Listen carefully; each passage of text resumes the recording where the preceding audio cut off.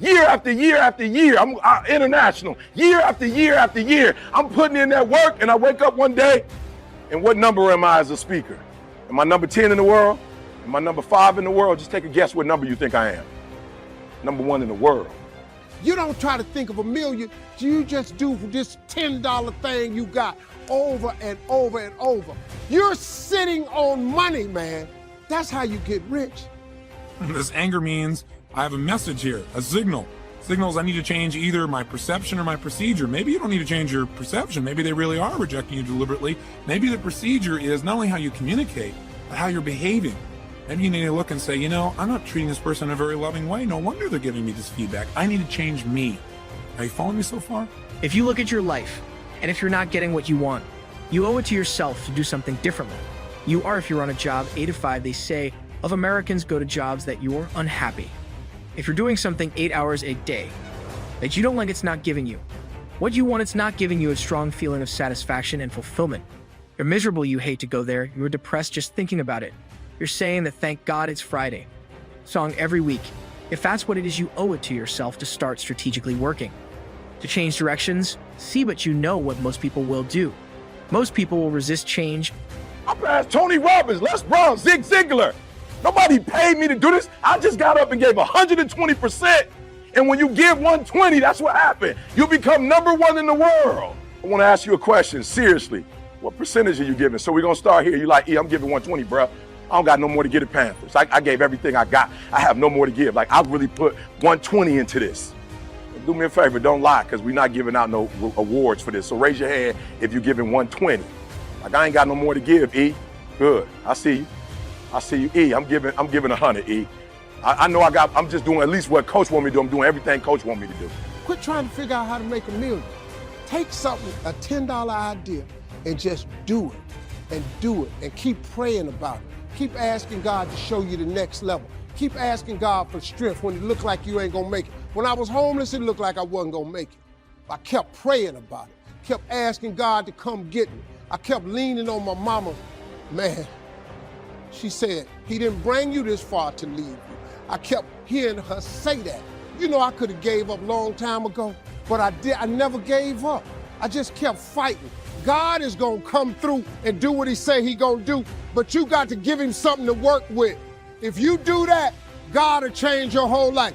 I dare you to try. I dare you to take your gift.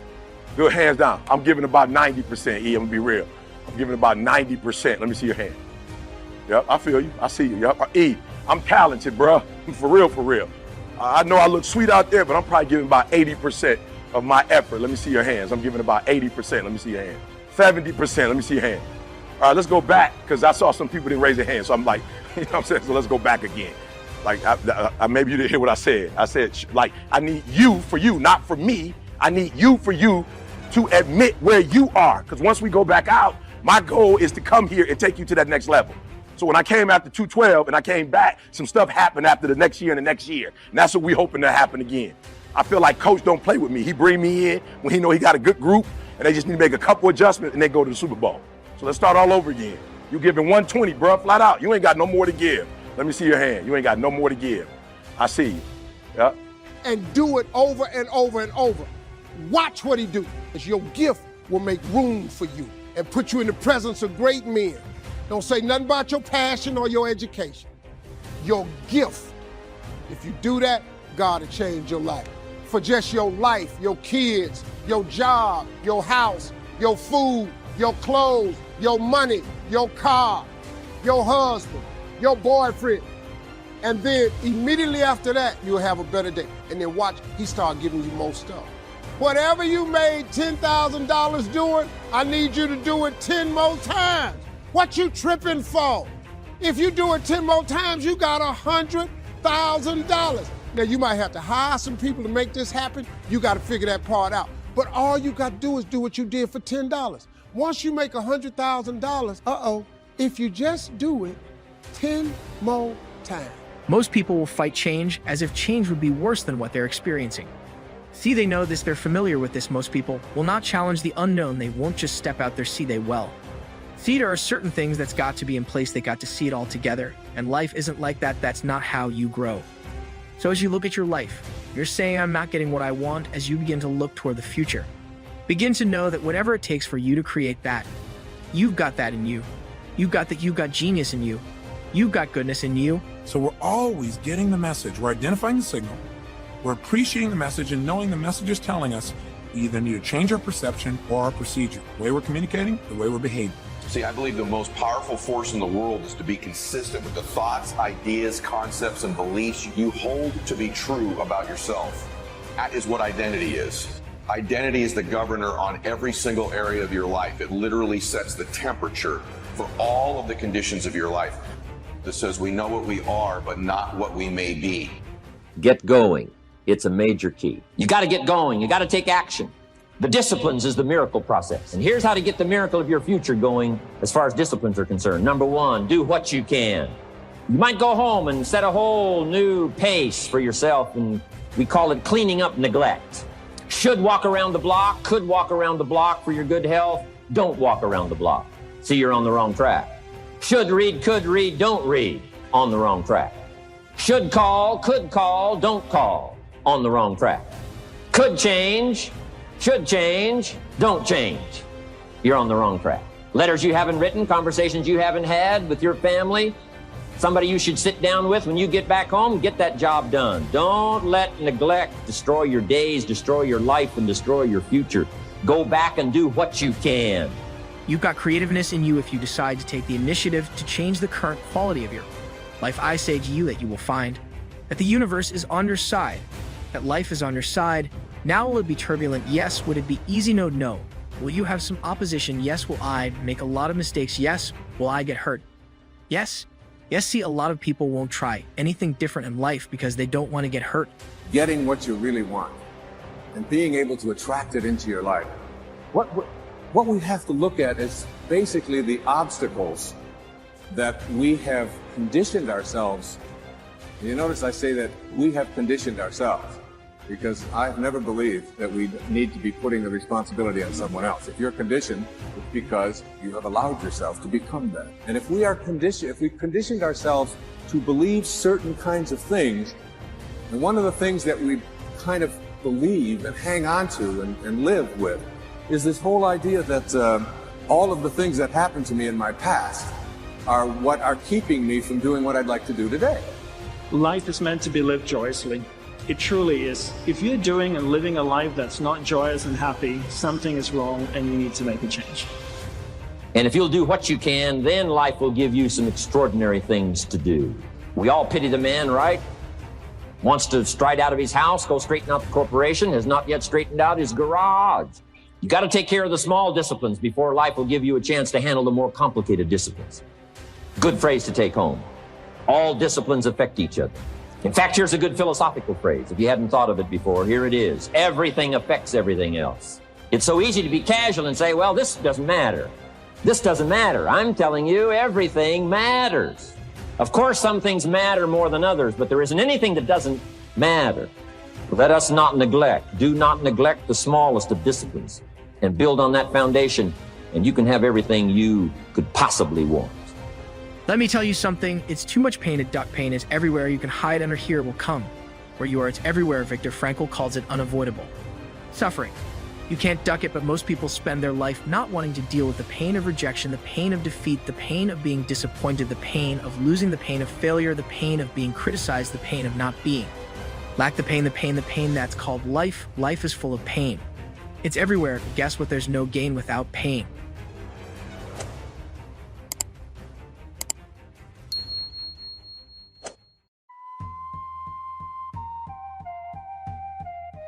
Things that impress you, a poem that impresses you. When you attend a class, some of the ideas that impressed you, jot them down. You read something in a magazine, right? Some ideas, take those out, put them in your journal. That we can learn in any direction. Nature has to make a choice with any species. Option number one, pre-program everything. Think of a horse. When a horse is born, it comes out, it can already run, jump, take care of itself. Bro, I gotta answer the guy when it comes to Denzel. I'm gonna have to answer the guy. Because there's some stuff that I don't normally do, but if Denzel doing it, I'm doing it. I'm like, God, I'm sorry, but Denzel was at doing it. Keep a good journal the rest of your life. This will serve you well. So I want the same thing to happen to you. Value capture that you can resort to later, go back over it and review it and let it become valuable to you. So that's my first subject, personal development.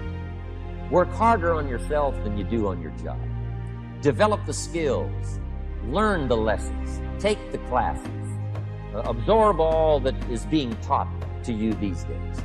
And then later on, of course, you can sort it out, what's valuable to you and how to refine it for your business and for your life and for your future.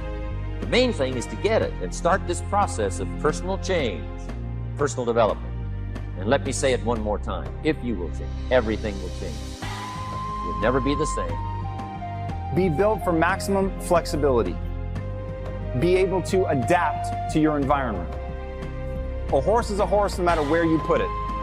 But a human, depending on when and where it's born, depending on what it allocates its resources to, its time and attention, it can turn into a basketball player, a neurophysicist, a parent, a coach, a hairstylist. You literally get to choose. You get to decide what it is that you want to be good at. And I want you to think about the first time that you picked up a pair of scissors. You'll keep growing. As you look back on a few months, look back on a few years, you won't believe the progress you can make. Economically, your relationship with your family, your friends, telling you that whole process of committing yourself for personal change, personal value, can really make your life unique and worthwhile. Now let's cover the second step, the setting goals. We need to take a look into the future. There are 4 things to consider in terms of attitude. One is how you feel about the past. Best advice I can give you on that is treat the past as a school. Let it teach you the mistakes you've made, the things that went wrong, the things that didn't work. Don't use the past as a burden to carry, and don't use the past as a club to beat yourself to death. Past losses, past failures, past mistakes. But let the past be a school. Tough school maybe. We've all been through some tough stuff. So if you feel good about the past, draw from it for experience and let it teach you. You didn't know what you were doing. It didn't feel like it was an extension of your hand. But now, when you step into that role, when you show up, the way that everything feels, the way that you set it around your station, it's all like it was meant to be. It flows. You know right where things are, how to cut somebody's hair, depending on the texture of the hair, the length, the quality, the age of the person, what they've done to it. You know it all. You know how to mix colors. All of that stuff is from training. But the irony is people don't stop and think about, hey, I got this far in this thing simply by allocating the time and the energy. Where else could I go? Could I pivot? And the answer to that question is yes. The human animal is designed to adapt. That is literally what we are sculpted to do. For me, the piece of advice that I always give to somebody, whether it's an entrepreneur or somebody who wants to be the greatest parent of all time, what is your goal? Okay? Stop like trying to tell people you read 6 books and you ain't done nothing with them. I'm just believing religious people kill me. I read the whole Bible and ain't nothing changed. You the same person. It's like you get brownie points for reading the whole Bible. Like I go to church every Sabbath and you get brownie points for that? Like what do you get for that? It's about change, right? So I don't want you to read the Bible. I just want you to find 3 scriptures this year that you can read and do them. Read 4 books and do what they tell you to do. Matter of fact, read 1 book and do what the book tell you to do. Like for real, just read 1 chapter and put the book down. Do what the chapter tell you to do. I'm just being real. What does it benefit you to read the whole book and you're not using it? All right, so this is the year of execution. Like we're gonna execute in small ways and those executions gonna turn into something, right? So I heard something that revolutionized my life. All right, I'm just gonna show you. Today is gonna be nothing but me just going 1 through 3 on you. 1, 2, 3, 1, 2, 3, helping you. You've got to start with your goal. Everything works backwards from that. For me, I wanted to get rich. And the irony is, when I started on my entrepreneurial journey, I was literally saying that to people. I want to get rich. I just want to make a bunch of money. And so I started as a copywriter in a technology company because I'd failed to make it in film school. I actually ended up doing horrifically. And at the end of film school, I felt broken, embarrassed, lost. I had no idea where I was going. But I started teaching filmmaking. And as I was teaching that class, I realized, wow, I don't know enough to teach these students. I need to research at night and practice to be able to come in and present this material. It's very important for you to believe that you are the one to make this happen. I remember this high school teacher, Mr. Leroy Washington, at the end of school one June, it was just a few days before we were supposed to leave. And I just got my report card. And it indicated that I'd failed history and I'd failed English and I would have to go to summer school. And I was feeling within myself that I was a failure, that I'm slower than most people in getting paperwork. And I was feeling down on myself and very negative. And Mr. Washington was giving a speech to the graduating seniors, and I was in 11th grade. And even though I wasn't supposed to be in there, I went in there because the speech he was giving, that speech was for me. And as he talked, my heart began to beat fast. Tears began to run down my eyes, and I was in the back just listening to him because he said, and he was a very dramatic man. I still talk to him to this day. He said, as graduating seniors of Booker T. Washington High School, I want you to know that you're blessed and highly favored, and that as you go toward the future, begin to know that you have greatness within you. So I heard Denzel Washington say he had a coach. I was like, what? I rewind. I'm like, okay, I'm hearing things. So I went back and was like, Denzel Washington got an acting coach. I was like, why would Denzel need an acting coach? He Denzel. All right, but I said to myself, okay, I respect Denzel. Listen to me. I don't do movies. Anything Denzel come out with, I'm going to the movies. I don't care what it is. Denzel come out with it, I don't even care if it makes sense or not. It's Denzel. I'm going to see it. I ain't Philadelphia. I don't know nothing about that. I'm like, but Denzel starting in it. Training Day. I sat through Training Day and it was like a crazy feeling like, I ain't really getting this killing and the stupid stuff that they doing, but it's Denzel.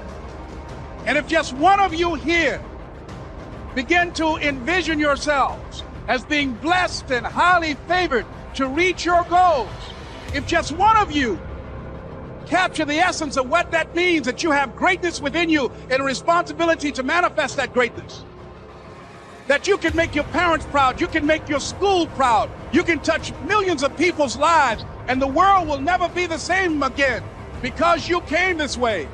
And the students gave him a rousing standing ovation. And as he left the auditorium, I ran down the steps and I caught him in the parking lot. I said, Mr. Washington? He said, yes. I said, do you remember me, sir? He said, no. I said, my name is Leslie Brown. My mother, she works in the cafeteria here. I'm one of the twins, Leslie and Wesley. I said, Mr. Washington, but you know, I got these big dreams. I like talking to people. I love people. I said, I want to work with people, and I got this dream of buying my mama a home. Could I do that, Mr. Washington? He said, it's possible, Mr. Brown.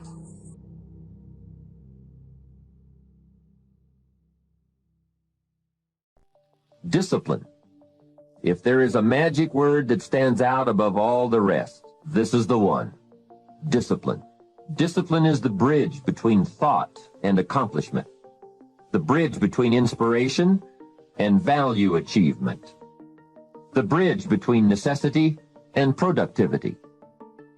Remember, all good things are upstream. The passing of time takes us a-drifting, and drifting only brings us the negative, the disastrous, the disappointment, and the failure. Failure is not a cataclysmic event. It is not generally the result of one major incident, but rather a long list of accumulated little failings. Failing in life is failing to think today, failing to act today, failing to care, to strive, to climb, to learn, to keep trying day by day. If your goal requires that you write 10 letters today and you write only 3, you are down 7 letters. If you want to make 5 calls and you only make 1, you are down 4 on calls. If your plan calls for saving $10 today and you save none, you're down $10 today. Now the danger is looking at an undisciplined day and concluding that no great harm has been done. It doesn't seem like such a bad day. But add up these days to make a year, and then add up those years to make a lifetime, and perhaps you can now see how repeating today's small failures can easily turn your life into a major disaster. Success, on the other hand, is just the same process in reverse. If you plan to make 10 calls and you end the day making 15, now you're up 5 calls. If you then get up a few on letters, move up the savings numbers, you can see what a massive difference it could make in a year, and what wealth and accomplishment awaits for a lifetime. Discipline is like a set of magic keys that unlocks all the doors of wealth, happiness, sophistication, culture, high self-esteem, pride, joy, accomplishment, satisfaction, and success. The first key to discipline is awareness of the need for and the value of discipline, and especially the discipline to make the changes. What will it take? What must I do? And what must I become to get all I want from my life? The second key is the willingness. More than that, the eagerness to maintain your new discipline deliberately, wisely, consistently. And the third key to discipline is the commitment to master the circumstances of your daily life, to see and harness the opportunities to make something of the sun and the rain, the good as well as what comes in the guise of misfortune. Discipline does many things, but most important of all is what it does for you. It makes you feel better about yourself. Even the smallest discipline can have an incredible effect on your attitude.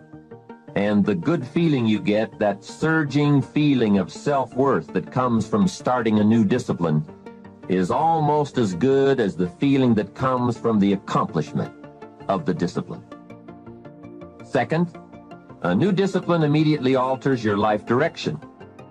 You don't change destinations immediately. That is yet to come. But you can change direction immediately, and direction is very important. Third, discipline cooperates with nature. Everything strives. It is a common life function. How tall will a tree grow? As tall as it can. Everything strives to become all it can possibly be, and that striving to become is what discipline is all about. Disciplining ourselves to fulfill our natural potential to become all that we can be. And finally, discipline attracts opportunity. Opportunity is always looking for ambition and skill in action. Discipline taps the unlimited power of commitment.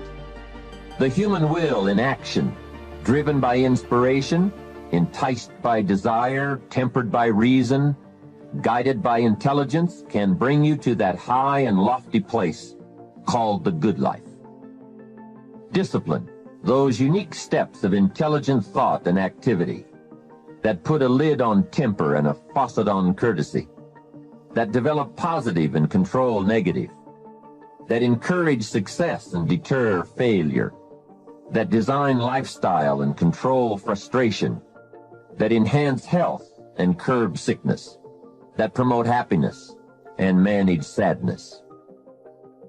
Discipline, the start and the continuing process that brings all good things. And remember, anyone can start the process. It's not if I could, I would. It's if I would, I could. If I will, I can. So start the new process. You can begin a new habit no matter how small it is. Small isn't important. Whether or not you start and whether or not you continue are all that is important. And don't be deluded by an affirmation. Only affirm what you are truly prepared to do. Many of us delude ourselves with our words into believing that we're making changes and making progress, when in fact our daily activity is taking us in the exact opposite direction of our affirmations. Why would you walk in the opposite direction of your dreams? The man dreams of wealth and walks daily towards certain financial disaster. The man wishes for happiness and thinks the thoughts and commits the acts that take him to certain despair. So to have a prosperous life, start a prosperity plan. To become wealthy, start a wealth plan. Remember, you don't have to be wealthy to have a wealth plan. A person with no means can have a rich plan. If you are ill, start a health plan. If you don't have energy, start an energy plan. If you don't feel good, start a feel-good plan. If you're not smart, start a smart plan. If you can't, start a can plan. If you haven't, start a have plan. Anyone can. Even a bad person can start hearing good messages and reading good books. Recognize that the start of the better life, the happy life, the wealthy life is today. This is exciting. Both the process and the result can begin today. Start the new journey today. If you think of a new idea, today is the day to begin the discipline of putting that idea into action. Set this day up as a long, busy, exciting start for your new life. Get your first book for your new library today. Begin your new practice of setting goals today. Start clearing out a drawer of your new orderly desk today. Start eating an apple a day on your new health plan today. Put some money in your new investment for fortune account today. Start reading with intensity for your new wealth of mind plan today. Write a postponed letter today. Make a delayed telephone call today. Pick up your camera and take a picture of something to start your new treasury of photographs today. Get some momentum going on your new commitment to the better life.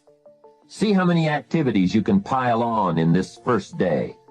Go all out. Break away from the negative downward pull of gravity. Start the thrusters going. Prove to yourself that waiting is over, hoping is past, and that faith and action have now taken charge. It's a new day, a new beginning for your new life. With discipline, you can't believe the list of positive moves you can make in the first day of your new beginning.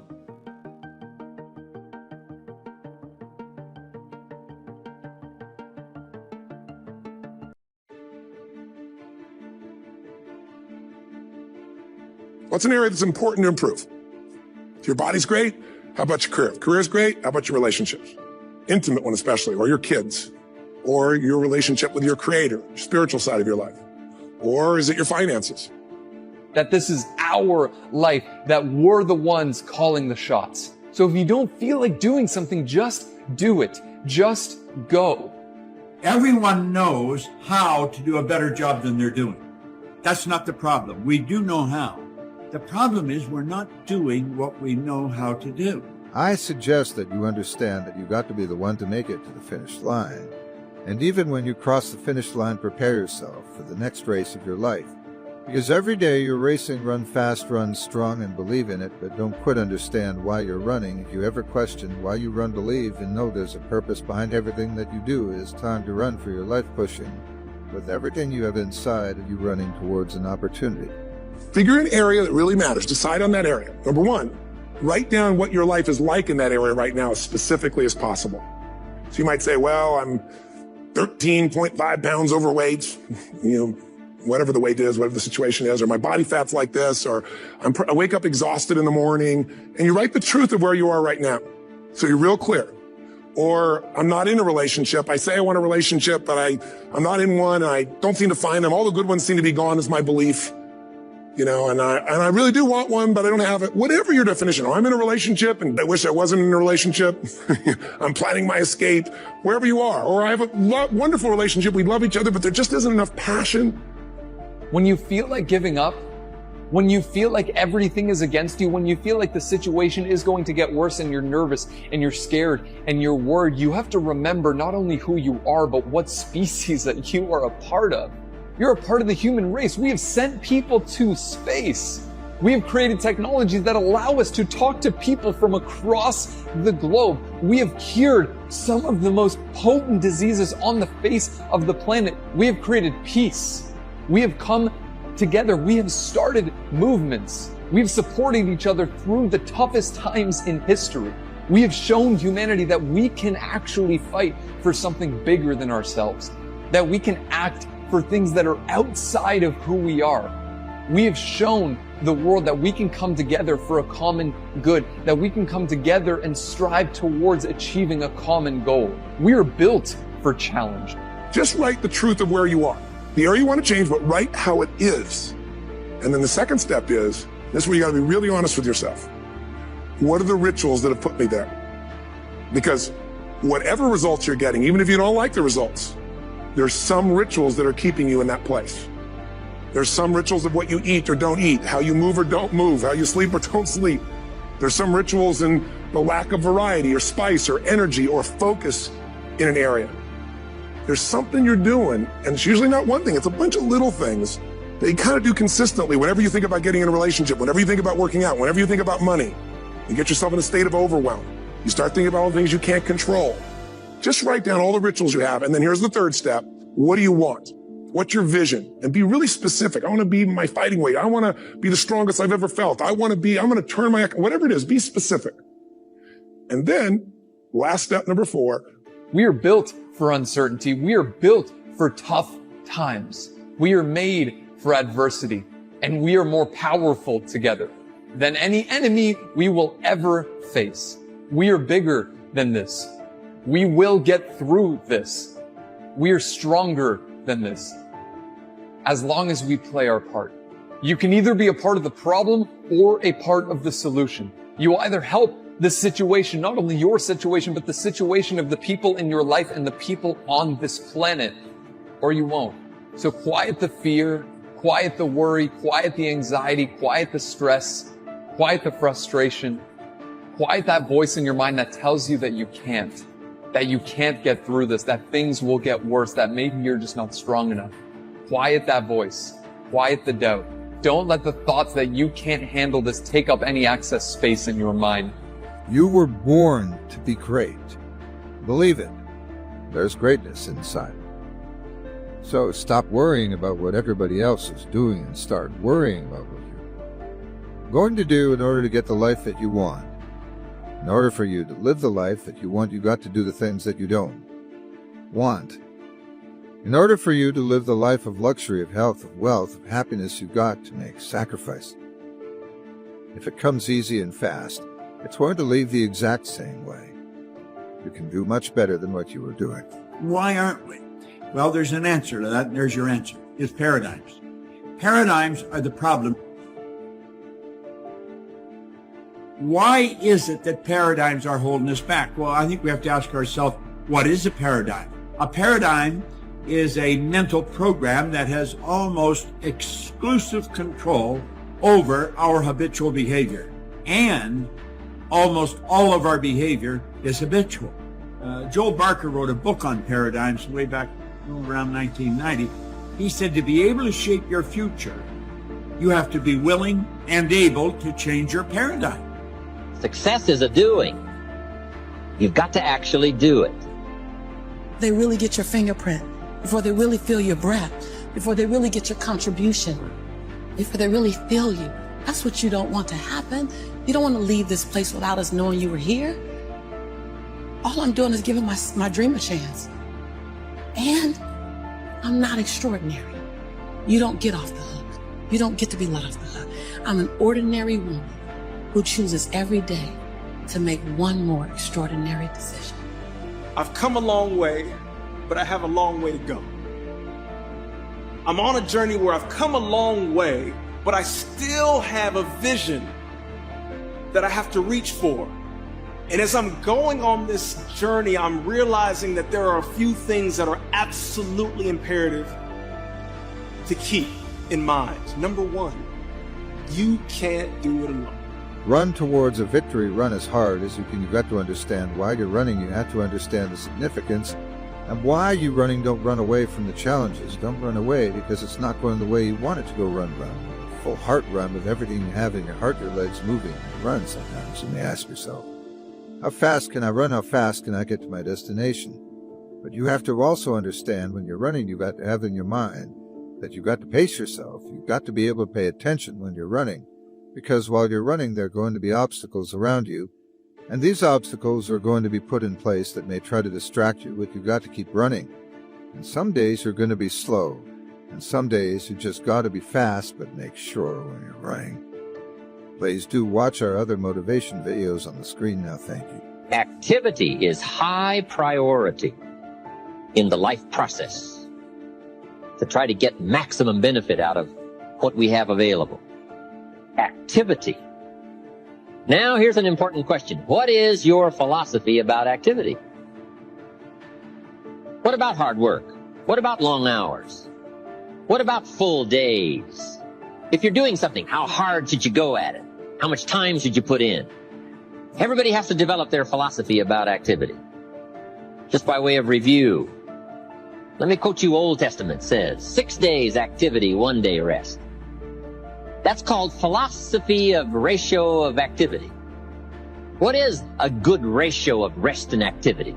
Old Testament says 6 days of one, 1 day of the other. We've all got to have a philosophy about activity. Stop settling for second place, third place, fourth place. Stop settling. Stop being content, being selfish, stubborn. Stop being content just getting by week. Some weeks you'll fall behind. Stop being content because when you look in the mirror, at the end of the day, you can't fool a person looking back on you. Everybody on social media ain't the person that you think they are. Because you are great. You are amazing, and I believe in you. If you don't believe in you, I believe in you because that's what it took for me to be great. I've stumbled, I felt.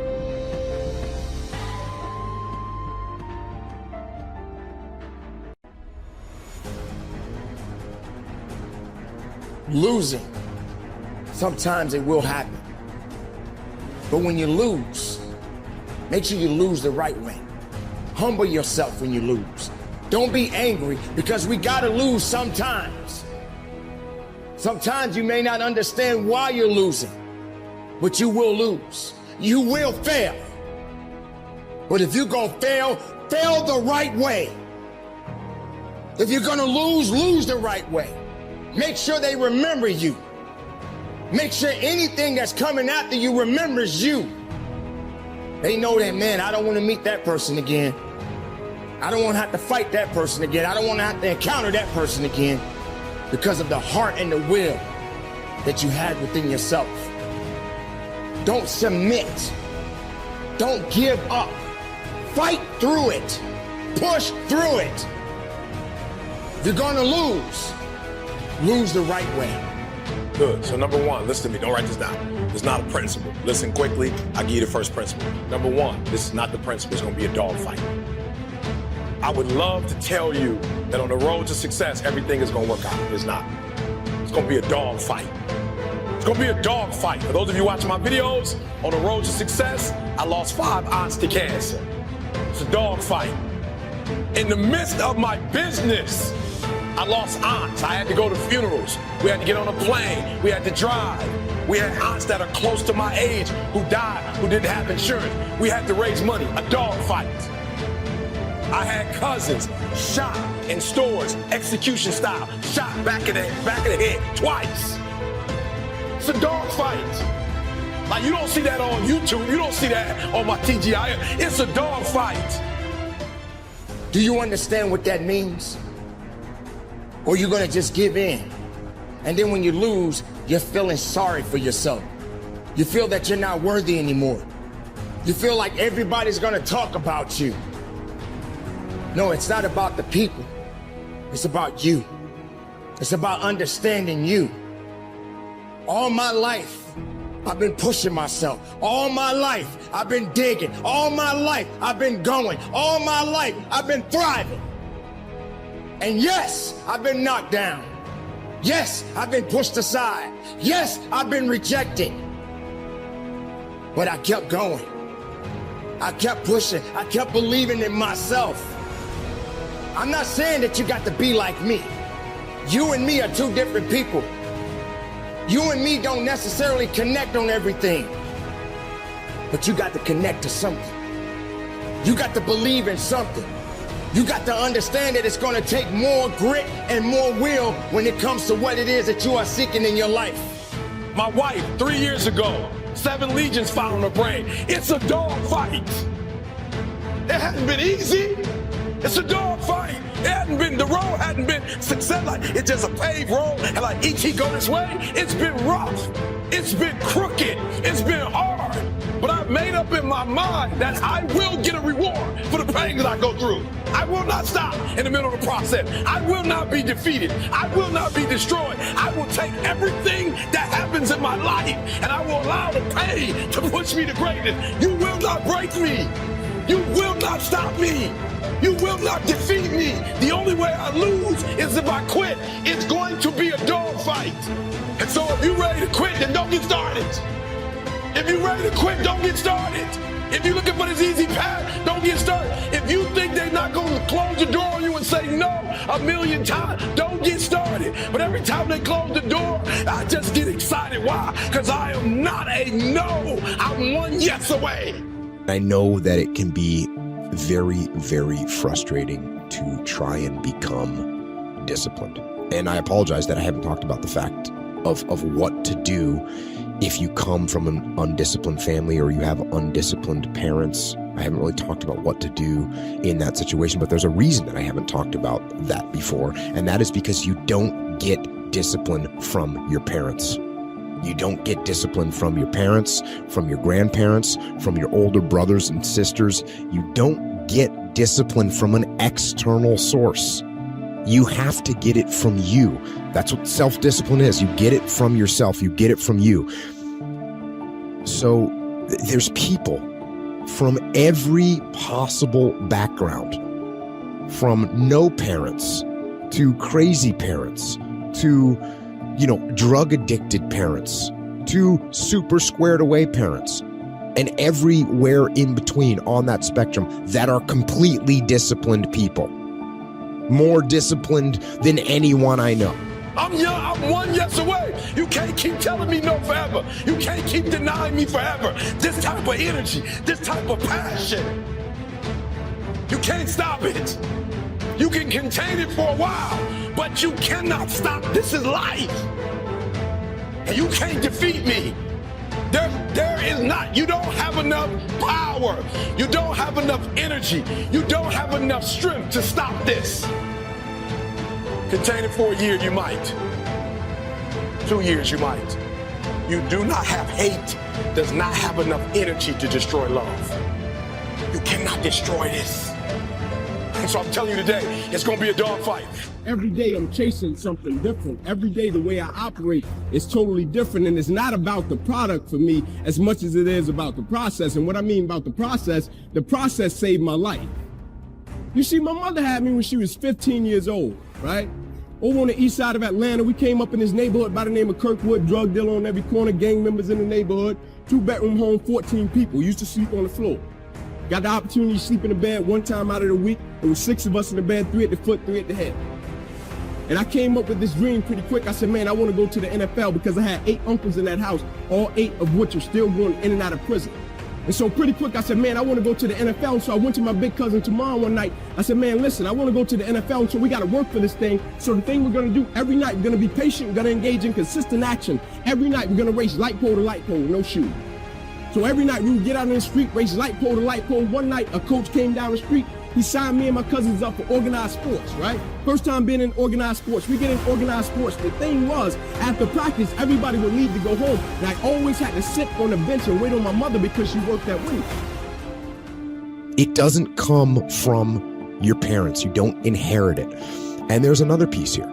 It's called ownership, right? It's called ownership. And if you want to blame other people for the problem, and I say this all the time, if you don't take ownership of the problem's not going to get solved. So if you blame your parents for not having raised you in a disciplined environment, you're not going to solve that problem. You're looking at your parents saying, if you would have done a better job being more disciplined for me, I would be more disciplined now. So that means you can't do anything. The fact of the matter is it's wrong. You actually can do something. And it doesn't matter how your parents raised you and brought you up.